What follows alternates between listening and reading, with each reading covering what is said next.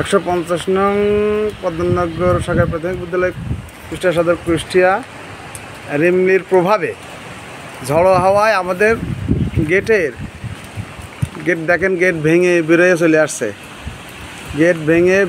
আসছে, এটা রিমলির প্রভাব। পদ্মনগর সরকারি প্রাথমিক বিদ্যালয়ে ঝড়ো হওয়ার দিনে এই অবস্থা, দেখেন কি অবস্থা। আমরা বৃষ্টির মধ্যে আল্লাহর রহমতে পতাকা তুলেছি, ছাত্রছাত্রী শূন্য, কি বলবো, আমাদের দায়িত্ব পতাকা তুলেছি, আমরা উপস্থিত হয়েছি, আমরা শিক্ষক এসেছি। আর গেটের এই অবস্থা থেকে আমার তো সন্দেহ হচ্ছে যে কোনো বাচ্চা যদি এর কাছে যায় তাহলে তো অ্যাক্সিডেন্ট হওয়ার সম্ভাবনা আছে। এটা তো আমি ভেঙেও ফেলতে পারছি না, কারণ সরকারের জিনিস, এগুলো হাত দেওয়া আমাদের পক্ষে সম্ভব নয়। দেখেন কি অবস্থা, এর কোনা মাটিতে বেঁধে আছে, গেটের কোনা মাটিতে বেঁধে আছে। এই যদি হয় আমাদের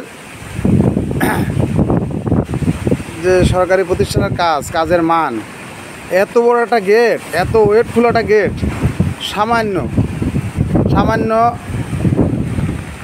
3 ইঞ্চি, মাত্র 3 ইঞ্চি ভিতরে বিট করে দিছে, তো থাকে এটা